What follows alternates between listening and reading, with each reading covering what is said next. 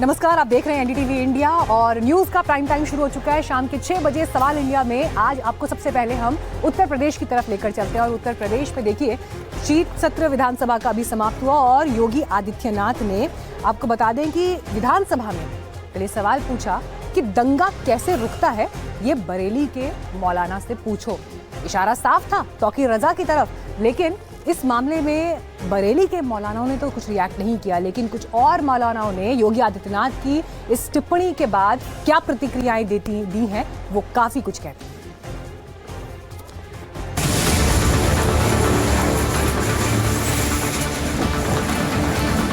दंगा कैसे होता और दंगाई का उपचार कैसे होना है, हाँ, तो बरेली के मौलाना से पूछ लो। अब यहाँ न कर्फ्यू है न दंगा है, अब यूपी में सब तो आप लोग आपकी नीतियां दंगा कराते हैं। उत्तर प्रदेश विधानसभा में कानून व्यवस्था को लेकर बोलते हुए योगी ने बरेली के मौलाना तौकीर रजा का नाम लिए बिना बड़ा हमला किया। योगी ने कहा कि यूपी में दंगाई का उपचार कैसे होता है, ये बरेली के मौलाना से पूछ लेना। नए उत्तर प्रदेश को लेकर योगी ने कहा कि अब न यहाँ कर्फ्यू है और न दंगा है, यूपी में सब चंगा है। उस समय हरेक तबके में असुरक्षा का वातावरण था। प्रदेश की छवि अराजकता की थी और स्थिरता की थी, और आज रूल ऑफ लॉ आज यूपी के अंदर है। कोई सांप्रदायिक दंगा नहीं है। दंगाई दंगा कैसे होता और दंगाई का उपचार कैसे होना है, हाँ, तो बरेली के मौलाना से पूछ लो। अब यहां न कर्फ्यू है न दंगा है, अब यूपी में सब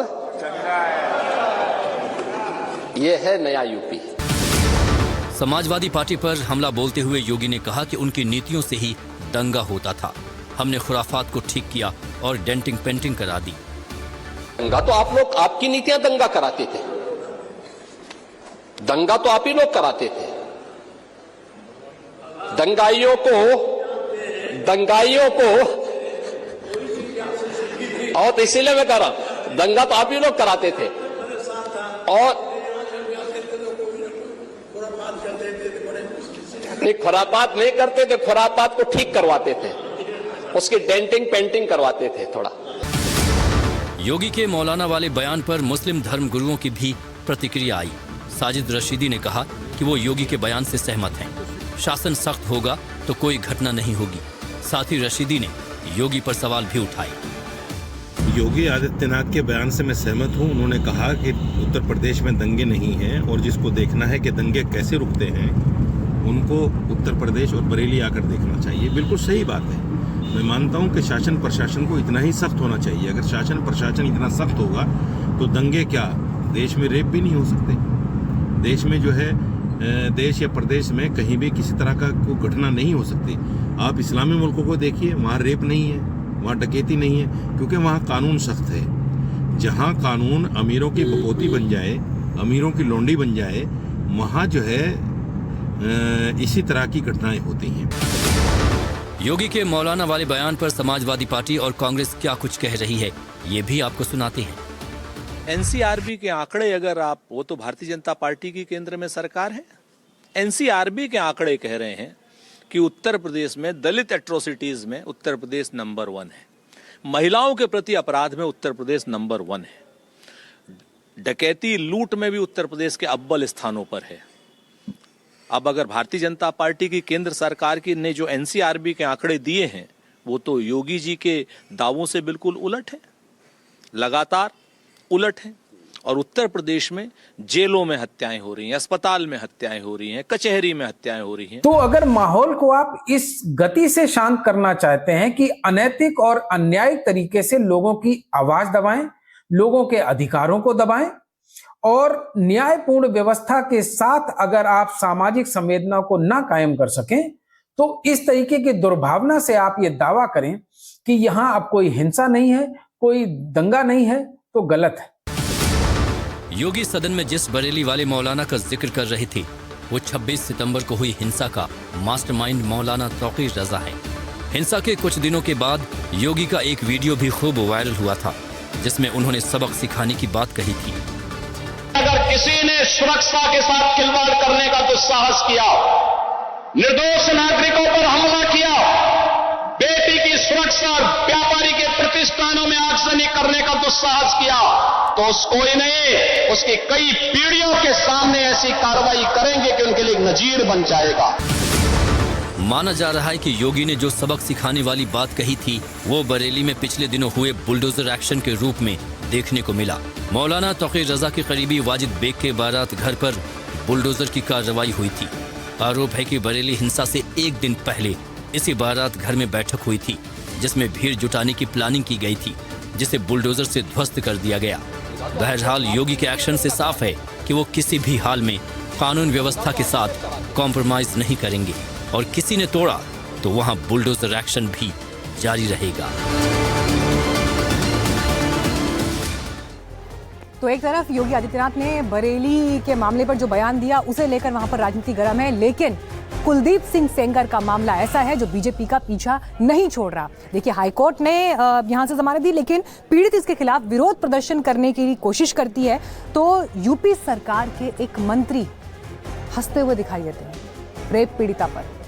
और ये एक हंसी ऐसी है जो आज आपको भी चुभनी चाहिए, हर उस व्यक्ति को चुभनी चाहिए जिसके घर में बेटी है, जो आधी आबादी की बात करते हैं, जो आधी आबादी की राजनीति की बात करते हैं। आज हर किसी को ये हंसी चुभनी चाहिए। और सवाल इसलिए महत्वपूर्ण हो जाता है क्योंकि एक तरफ वो पीड़िता चीख चीख कर प्रदर्शन करने के लिए, अपने इंसाफ के लिए लड़ाई लड़ रही है, उसके अपने परिवार के सदस्यों को खो चुकी है, लेकिन उन सब के बावजूद उस पर हंसने वाले मंत्री सरकार में मौजूद है।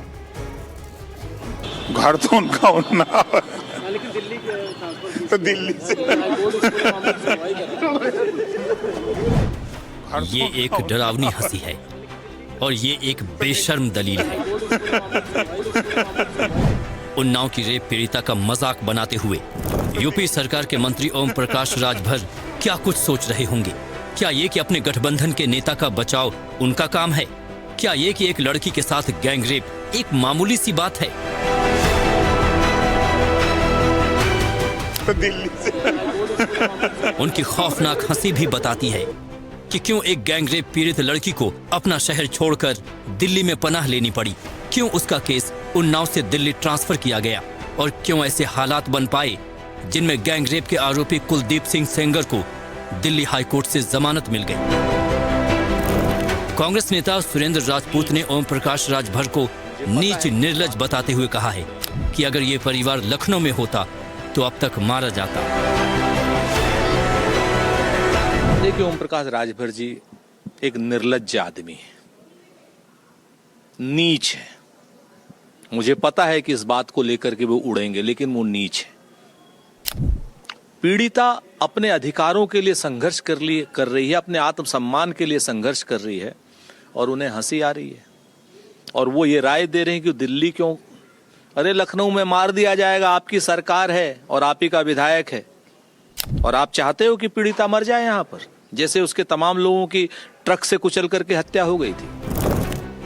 कुलदीप सेंगर की जमानत होने के बाद से डरा हुआ पीड़ित परिवार अपने तई हर कोशिश कर रहा है कि उसके लिए कोई आवाज उठाए। बुधवार को मां बेटी ने मंडी हाउस से इंडिया गेट तक धरने पर बैठने की कोशिश की, लेकिन उन्हें हटा दिया गया।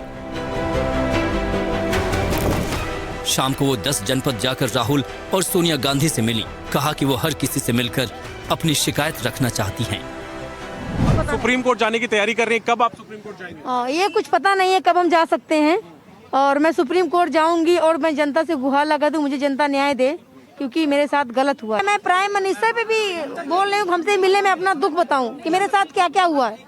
प्राइम मिनिस्टर, प्रधानमंत्री जी से, माननीय मुख्यमंत्री जी से, और मैं राष्ट्रपति जी, वो एक महिला है, महिला का दर्द वो भी समझती है कैसा होता है। मैं उनसे भी मिलने का टाइम मांगी हूँ कि मैम हमसे मिलिए, मैं अपना दुख बताऊं और मुझे न्याय दीजिए। इस बीच महिला वकील अंजलि पटेल और पूजा शिल्पकार ने हाईकोर्ट से मिली जमानत के खिलाफ सुप्रीम कोर्ट में ऑनलाइन याचिका दायर की है। वो हालांकि इस मामले में पक्षकार नहीं है, लेकिन उनका कहना है कि 23 दिसंबर के फैसले पर एक तरफा रोक लगाई जाए।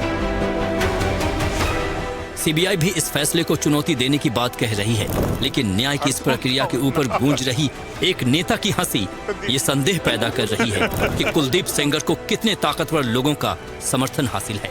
अब यूपी की महिला आयोग की अध्यक्ष बस भरोसा दिला रही हैं कि मुख्यमंत्री ये मामला देख रही हैं। पीड़ित परिवार को तो मैं भी सुनिश्चित करना चाहूंगी कि माननीय मुख्यमंत्री जी की नॉलेज में ये है और उनको सुरक्षा भी दी गई है और उनके परिवार को मुझे लगता है कि कोई खतरा नहीं है, क्योंकि उनको ये मान लेना चाहिए कि अगर हमारे मुख्यमंत्री जी अगर किसी बात को कह रहे हैं तो उस बात में कुछ न कुछ तो दम है। तो उस लड़की के जैसा जो भी आह्वान था, जो वहाँ वो बिटिया थी जो उन्होंने कहा, तो उनको लेके सारी उनकी सुरक्षा सुनिश्चित है। तो मुझे बीजेपी ने इस मामले में अब तक चुप्पी साध रखी है। क्या पार्टी को न पीड़ित परिवार की रुलाई सुनाई पड़ रही है और न ही ओम प्रकाश राजभर की शर्मनाक हंसी।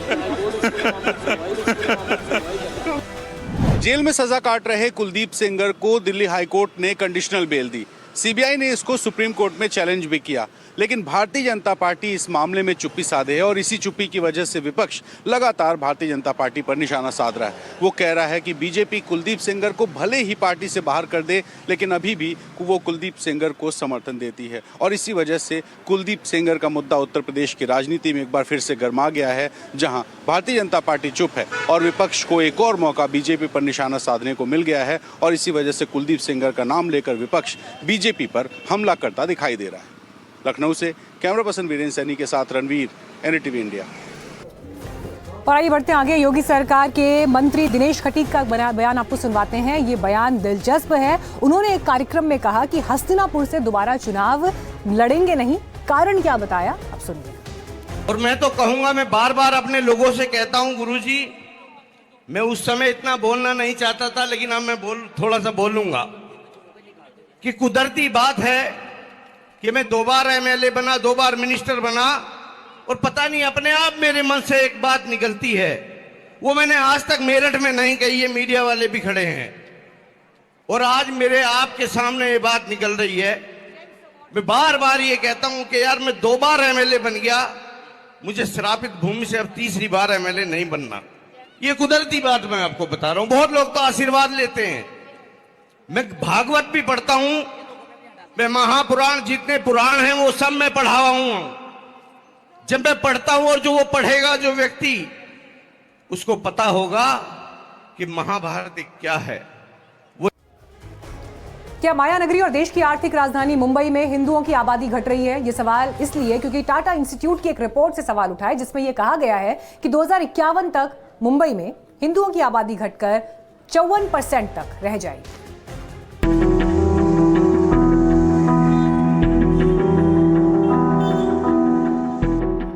क्या देश की आर्थिक राजधानी मुंबई में हिंदुओं की आबादी धीरे धीरे घट रही है? दरअसल ये सवाल टिस यानी कि Tata institute of social sciences की एक रिपोर्ट के बाद उठ खड़ा हुआ है। टाटा इंस्टीट्यूट ने मुंबई की आबादी को लेकर एक रिपोर्ट जारी की है, जिसमें पहले के डेटा के साथ साथ आगे की डेमोग्राफी कैसी हो सकती है, इसको लेकर बातें लिखी गई है।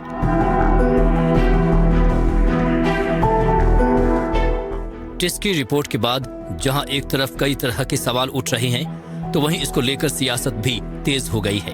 सुनाएंगे आपको कि रिपोर्ट पर बीजेपी और कांग्रेस क्या कुछ कह रही है, लेकिन पहले रिपोर्ट में क्या कुछ लिखा गया है और इससे जुड़ी बड़ी बातें आपको बताते हैं। रिपोर्ट में कहा गया है कि 1961 में मुंबई में हिंदुओं की आबादी 88% थी, जो 2011 में घटकर 66% रह गई। ये अनुमान लगाया गया है कि 2051 तक हिंदुओं की आबादी गिरकर 54% से भी कम हो सकती है।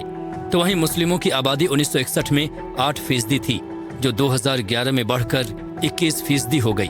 अनुमान है कि 2051 तक मुंबई में मुस्लिमों की आबादी बढ़कर 30% तक पहुंच सकती है। इसके अलावा रिपोर्ट में यह भी कहा गया है कि मुंबई में बांग्लादेश और रोहिंग्याओं की संख्या में भारी वृद्धि हुई है। पहले एक परिवार आता है और धीरे धीरे पूरा परिवार बस जाता है। 40% प्रवासी हर महीने 10,000 रुपए से लेकर 1 लाख तक अपने मूल देश भेज रहे हैं। कुछ दल अवैध प्रवासियों का उपयोग वोट बैंक के रूप में कर रहे हैं और कई अवैध प्रवासियों के पास फर्जी आधार कार्ड और वोटर कार्ड हैं। अवैध प्रवासियों की वजह से मुंबई की झुग्गियों जैसे गुवंडी, मानखुर्द, कुर्ला में भीड़ बढ़ी है। इसके चलते पानी, बिजली, स्वास्थ्य और शिक्षा जैसी सेवाओं पर भारी दबाव पड़ रहा है। इस रिपोर्ट के आने के बाद इसको लेकर सियासत भी तेज हो गई है। बीजेपी नेता किरीट सोमैया ने कहा है कि टीस की रिपोर्ट एक रेड सिग्नल है, तो वहीं कांग्रेस ने सवाल उठाते हुए कहा है कि इसमें सरकार का बड़ा फेलियर है। मुंबई में बांग्लादेशी और रोहिंग्याओं की आबादी बढ़ रही है, तो सरकार उन्हें डिपोर्ट क्यों नहीं करती? एक है नेचुरल ग्रोथ, जो यहाँ पर जन्म हुआ पैदा हुआ, वो नेचुरल ग्रोथ इतना गति से नहीं कभी ऊपर जाता है, लेकिन जो घुसपैठिए आते हैं, रोहिंग्या बांग्लादेश इतनी बड़ी तादाद में आते हैं, एक बार 10 आ गए तो दूसरे 110 को लेके आते हैं। और यहाँ पर जो वोट जिहाद, कांग्रेस हो, समाजवादी पार्टी, MIM, उद्धव ठाकरे सेना, उनके लिए वोट बैंक है और इसके लिए ये इनको पनाह देते, इनके लिए हमसे लड़ते झगड़ते हैं। इसके लिए मुंबई के लिए अब एक खतरा है। Tata institute of social science ने रेड सिग्नल दिखाया है। मुझको नहीं लगता है बात में कुछ तथ्य है या कुछ सच्चाई है। बांग्लादेश और रोहिंग्या के लोग अगर मुंबई में है तो सबसे बड़ा फेलियर जो है वो गवर्नमेंट का है। सबसे बड़ा फेलियर होम डिपार्टमेंट, किसने रोका इनको बाहर निकालने के लिए? अगर कोई नागरिक हमको दिख जाते हैं, कोई व्यक्ति या दिख जाते कि ये बांग्लादेश से आए, ये रोहिंग्या से आए, तो उनको पकड़ के डिपोर्ट कीजिए। रोका किसने? इनको किसी ने रोका है? बीजेपी गवर्नमेंट को, होम डिपार्टमेंट को किसी ने रोका है कि बांग्लादेशियों को बाहर नहीं? अगर वो हमारे देश के नागरिक नहीं है तो उनको पकड़े, उनको डिपोर्ट कीजिए। आज अमेरिका ने हमारे बच्चों को बेड़िया बना के हिंदुस्तान वापस भेज दिया, उसी तरह से इनको भी भेजो वापस। कौन रोका है? क्यों रोका गया है? बहरहाल मुंबई की डेमोग्राफी को लेकर टाटा इंस्टीट्यूट की इस रिपोर्ट ने नई हलचल पैदा कर दी है। Bureau report, NDTV India. अभिनेता मिथुन चक्रवर्ती के एक बयान से सियासत गर्मा गई। उन्होंने कहा कि बंगाल को बांग्लादेश नहीं बनने देंगे। এই শরীরে যতদিন এক ফোঁটা রক্ত থাকবে कोई माई का लाल ये नहीं कर सकता। मिथुन चक्रवर्ती इतने गुस्से में क्यों हैं?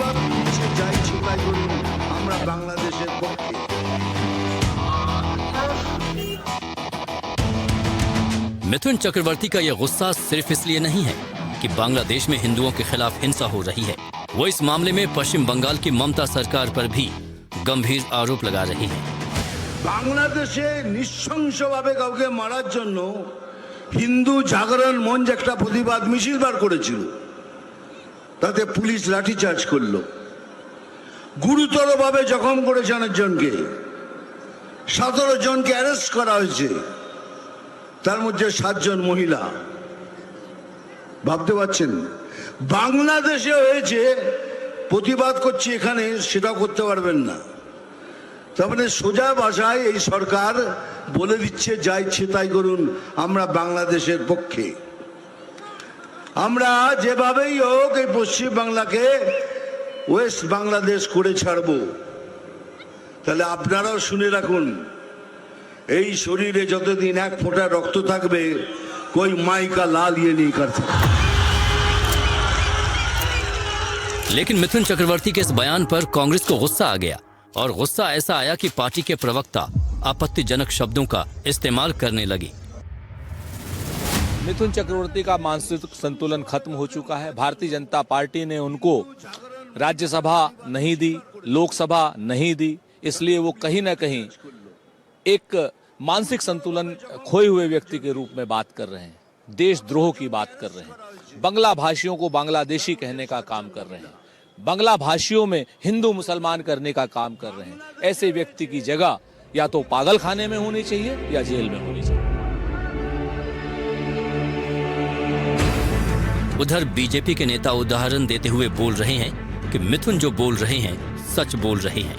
नेशनल हाईवे के ट्रकों को गुंडे आते हैं और उसको डाइवर्ट करके नीचे ले जाते हैं और हर ट्रक से भारी वसूली होती है, और ये सब पुलिस और टीएमसी के कार्यकर्ताओं के साथ होता है।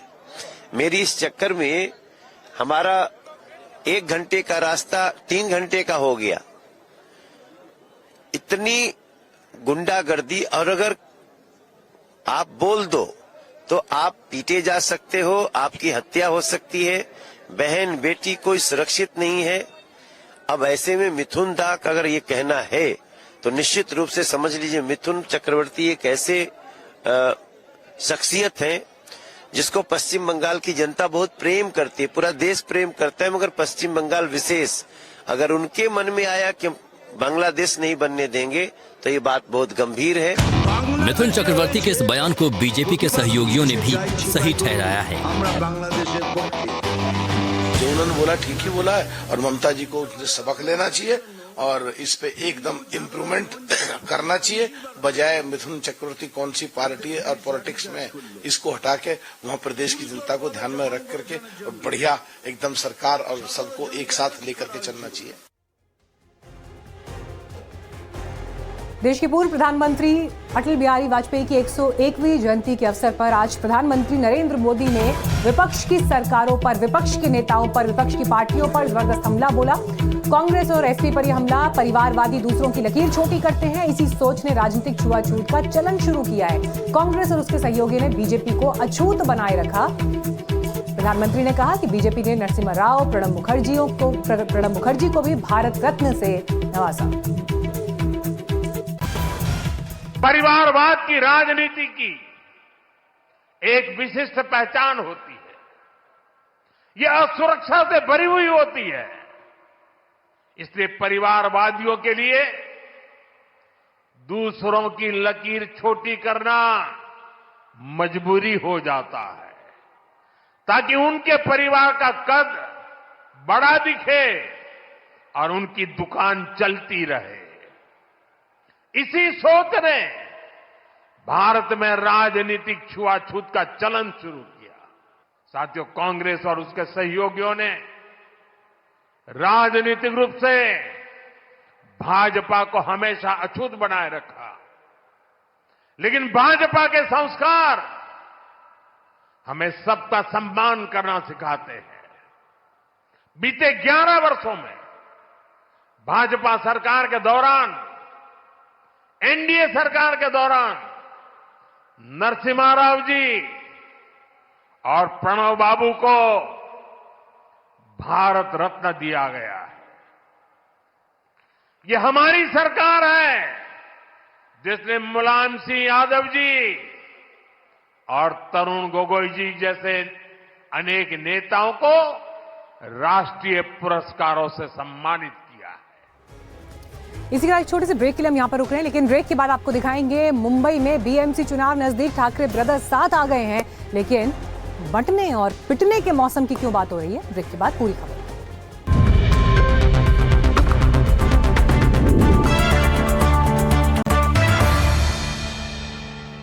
महाराष्ट्र की राजनीति में 20 साल बाद ठाकरे बंधु साथ आ गए हैं, लेकिन उनके आने के साइड इफेक्ट्स भी शुरू हो गए हैं। शहर में बंटने और पीटने के पोस्टर लगने लगे हैं और बयान भी सामने आ रहे हैं।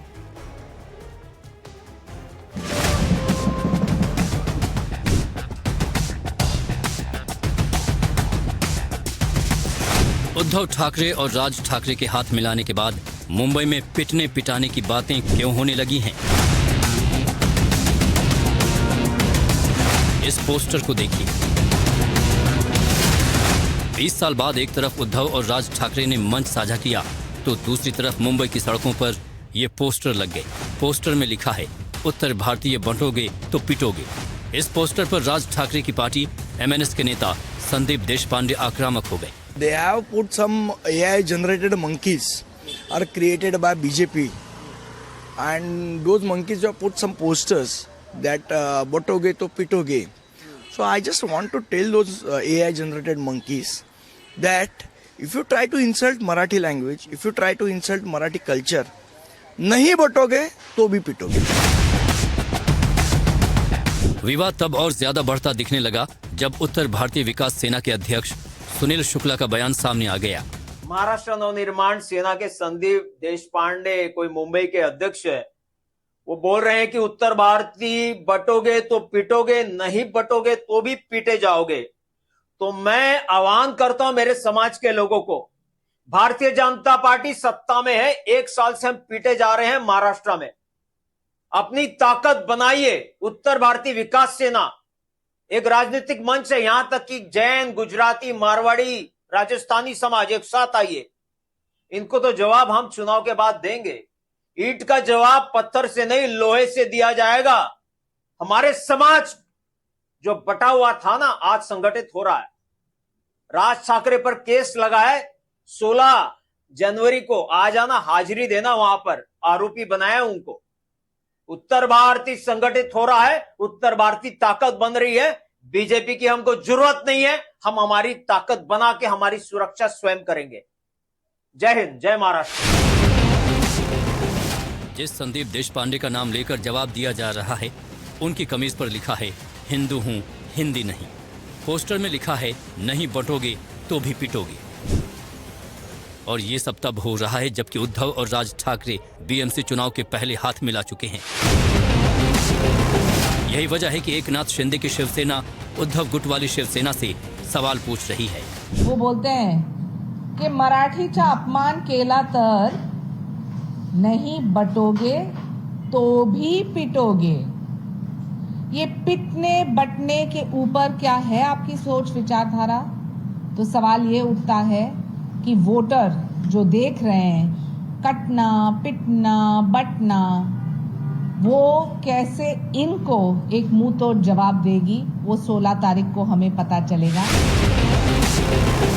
तो क्या माना जाए, बीएमसी चुनाव के पहले ठाकरे बंधु किस ओर बढ़ेंगे? क्या मराठी अस्मिता वही कार्ड खेला जाएगा जो पहले भी इस्तेमाल किया जा चुका है?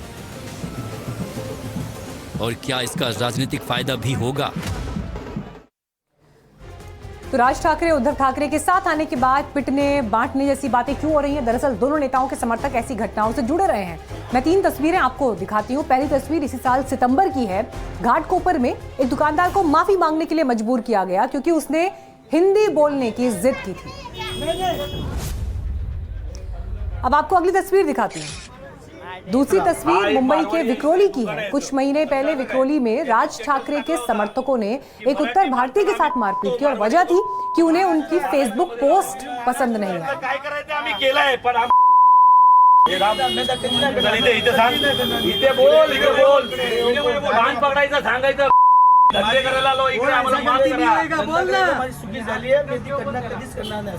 आणि तुम्हाला सगळ्यांना जाहीर सांगतो इकडे सगळ्या लोकांना की अशी जी लोक आहेत ना, लोकांना घ्यायचं बंद करा असे। और अब आपको दिखाती हूँ तीसरी तस्वीर जो ठाणे की है। वहां एक दुकानदार को इसलिए पीटा गया क्योंकि उसे मराठी नहीं आती।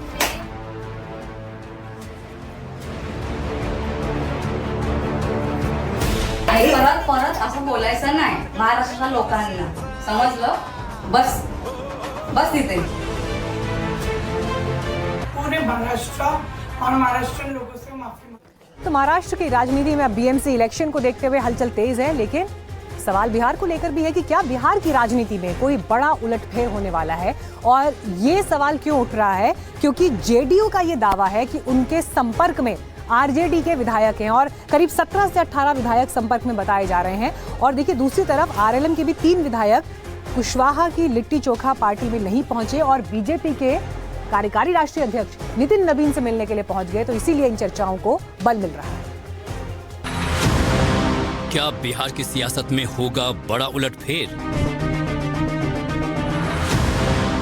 क्या आरजेडी में होने वाली है बड़ी टूट? राष्ट्रीय जनता दल राजनीतिक अपशकुन का शिकार है, कौन रहेगा? क्या कुशवाहा की पार्टी में भी होगी बड़ी फूट?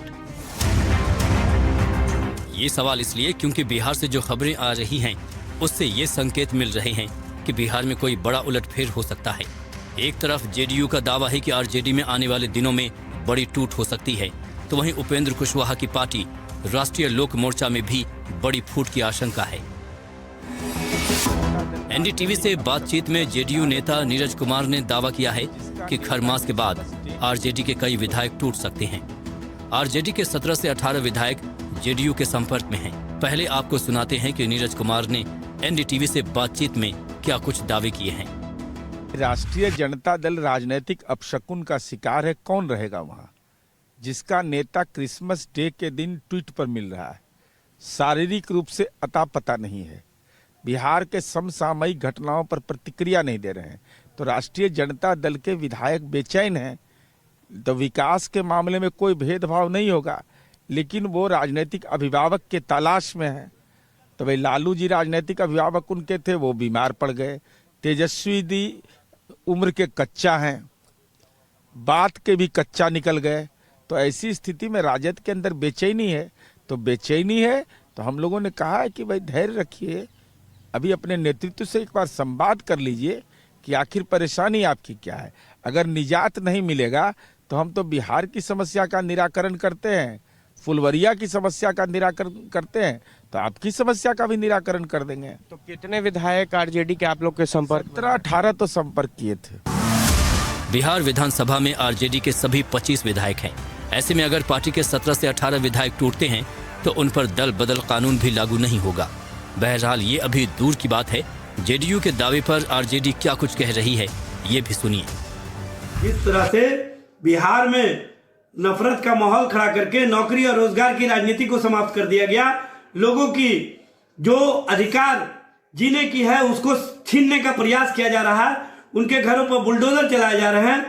उस पार्टी को और उस पार्टी के प्रति लोगों का आकर्षण हो ही नहीं सकता है। एक तरफ आरजेडी में बड़ी टूट का दावा है तो वहीं दूसरी तरफ एनडीए का हिस्सा आरएलएम यानी उपेंद्र कुशवाहा की पार्टी में भी बड़ी फूट का डर है। ऐसा इसलिए क्योंकि उपेंद्र कुशवाहा ने कल अपने आवास पर लिट्टी चोखा भोज का आयोजन किया था, जिसमें उनके 3 विधायक माधव आनंद, रामेश्वर महतो और आलोक सिंह नहीं पहुंचे। ऐसे में सवाल उठा कि क्या कुशवाहा की पार्टी भी टूटने वाली है। इधर तीनों विधायक भोज में नहीं पहुंचे, लेकिन तीनों ने बीजेपी के राष्ट्रीय कार्यकारी अध्यक्ष नितिन नबीन से मुलाकात कर एक नए संकेत दे दिए।